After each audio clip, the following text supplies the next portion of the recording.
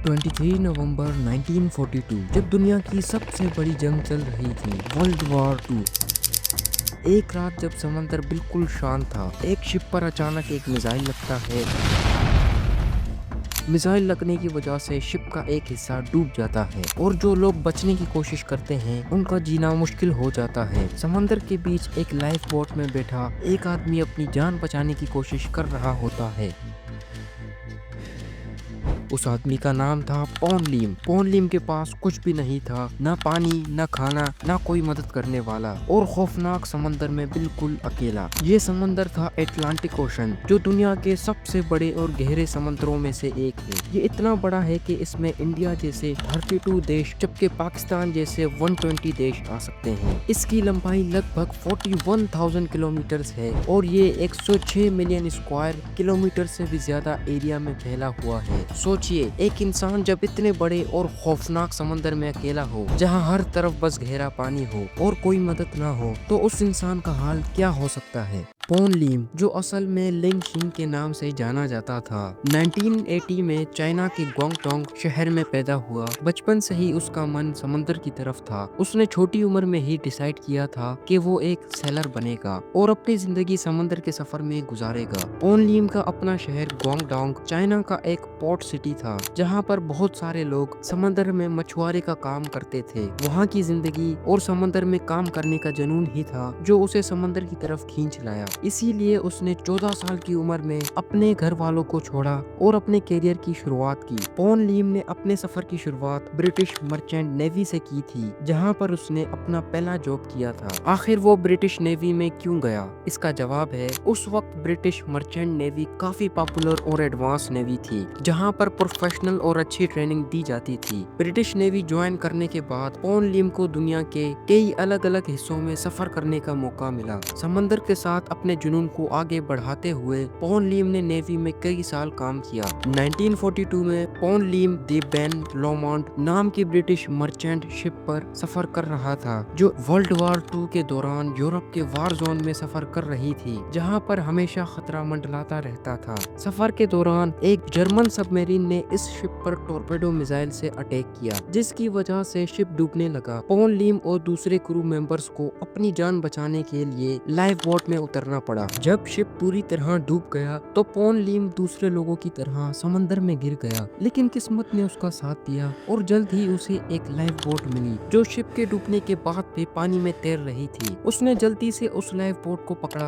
और उस पर चढ़ गया। सबसे बड़ी मुश्किल ये थी कि वो बिल्कुल अकेला था। समंदर के बीच चारों तरफ सिर्फ पानी ही पानी था, ना कोई इंसान, ना कोई सहारा। जो पॉन लीम के साथ ही थे वो या तो डूब चुके थे या कहीं खो गए थे। उस वक्त उसको ये समझ नहीं आ रहा था कि वो अब क्या करे। जब एक आदमी अकेला होता है तो सिर्फ भूख और प्यास ही नहीं, अकेलापन और उदासी भी सबसे बड़े दुश्मन बन जाते हैं। पहले कुछ दिन तो उसे समझ ही नहीं आया कि अब जिंदा कैसे रहा जाए। दिन भर धूप, रात को अंधेरा और समंदर की तेज लहरों ने उसे बेचैन कर दिया। उसके पास सिर्फ एक छोटी सी सर्वाइवल किट थी जो लाइफ बोट में मौजूद थी। इस सर्वाइवल किट में क्या था? थोड़ा सा पानी जो सिर्फ कुछ दिन चल सकता है, थोड़े से बिस्किट्स और सूखी रोटी जो सिर्फ 2-4 दिन चल सकती थी, मछली पकड़ने का एक छोटा सा हुक और रस्सी, एक टॉर्च और छोटा सा कपड़ा जो कब तक कायम आएगा ये भी नहीं पता। लेकिन सबसे बड़ी प्रॉब्लम ये थी कि ये चीजें सिर्फ कुछ दिन चल सकती थी। अगर उससे ज्यादा दिन जिंदा रहना है तो नए तरीके ढूंढने पड़ेंगे।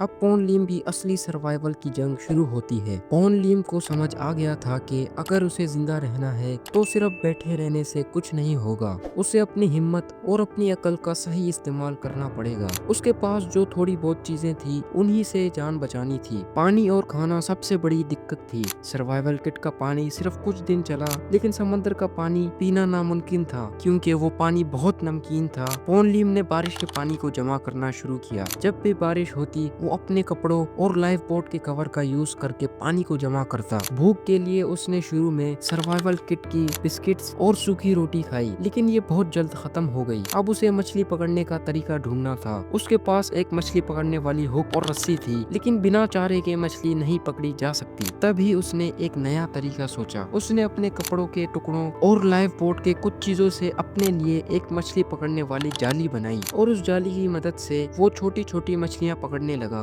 और उन छोटी मछलियों को हुक में लगाकर वो बड़ी मछलियां पकड़ता। दिन के वक्त तेज धूप सबसे बड़ी प्रॉब्लम थी। समंदर में ना कोई पेड़ ना कोई छाया थी। दिन भर धूप उसके सर पर पड़ती रहती थी, जिसकी वजह से उसका सर घूमने लगता, प्यास ज्यादा लगती और बेचैनी होती। इस चीज से बचने के लिए उसने लाइफ बोट के कवर का इस्तेमाल किया और अपने सर को ढकने की कोशिश की। रात को तेज हवा और समंदर की तेज लहरों का डर था। तेज हवा और लहरों की वजह से कभी कभी बोट को संभालना मुश्किल हो जाता था। पॉन लीम रात भर जागता और अपनी बोट को संभालने की कोशिश करता। पॉन लीम ने देखा कि समंदर सिर्फ मछलियों से नहीं बल्कि बड़े बड़े शिकारी जानवरों से भरा पड़ा है। उसने बहुत से शार्क को अपने बोट के आसपास घूमते देखा। ये उसके लिए एक नया चैलेंज था। अब सिर्फ भूख और प्यास से नहीं बल्कि शिकारी जानवरों से भी अपनी जान बचानी थी। पॉन लीम सिर्फ अपनी अक्ल और मेहनत से जिंदा नहीं था बल्कि अपने हौसलों से था। हर दिन एक नई मुसीबत आ जाती, लेकिन उसने कभी हार नहीं मानी। वो हर मुश्किल का सामना करता रहा और नए तरीके ढूंढता रहा। ये सिर्फ एक सफर नहीं था बल्कि जिंदगी और मौत की जंग चल रही थी। पॉन लीम के लिए सिर्फ भूख और प्यास का मसला नहीं था बल्कि अकेले रहने का दुख भी एक बड़ी मुश्किल थी। जब इंसान के पास कोई बात करने वाला ना हो,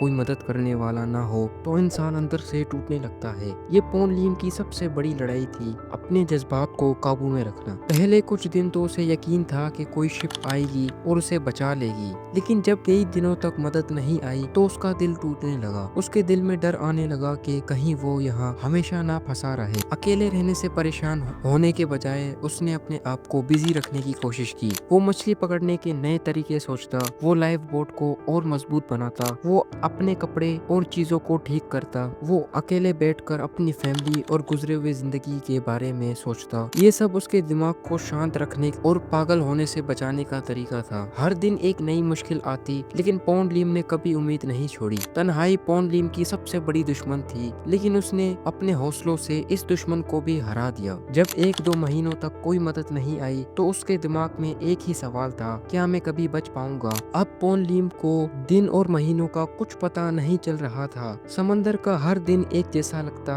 सिर्फ लहरों की आवाज और अकेलेपन का दुख। लेकिन उसने अपने दिमाग को एक ही बात समझाई, जब तक सांस है तब तक उम्मीद है।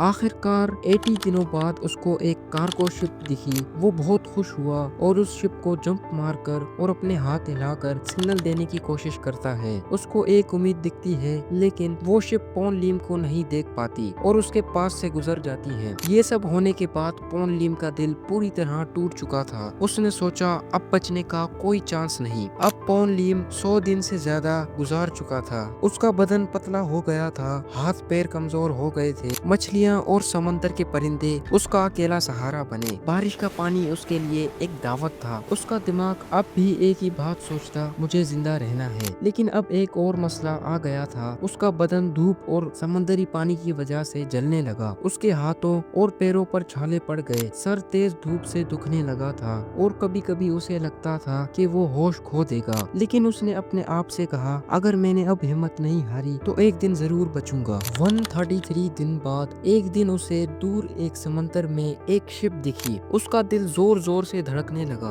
क्या ये शिप मुझे देखेगी या नहीं? पॉन लीम ने अपनी आखिरी ताकत लगाई, अपना हाथ जोर जोर से हिलाने लगा, लेकिन उसका बदन इतना कमजोर हो गया था कि वो तेज हरकत नहीं कर सकता था। लेकिन इस बार तकदीर उसके साथ थी। 133 दिनों बाद शिप ने उसे देख लिया। जब लोग उसके पास आए तो वो हैरान रह गए। एक आदमी 130 दिनों तक अकेला समंदर में कैसे जिंदा रहा? पॉन लीम इतना कमजोर हो गया था कि उसको चलने में भी मुश्किल हो रही थी, लेकिन उसके चेहरे पर एक अजीब सी मुस्कुराहट थी। बचने के बाद जब लोगों को उसकी कहानी का पता चला तो हर कोई हैरान था। एक आदमी बिना किसी मदद के इतने दिन जिंदा कैसे रहा? उसका नाम गिनीज वर्ल्ड रिकॉर्ड में लिखा गया। ब्रिटिश नेवी ने उसके सर्वाइवल टेक्निक्स को स्टडी किया। आज भी लोग उसकी कहानी को एक मिसाल के तौर पर याद करते हैं।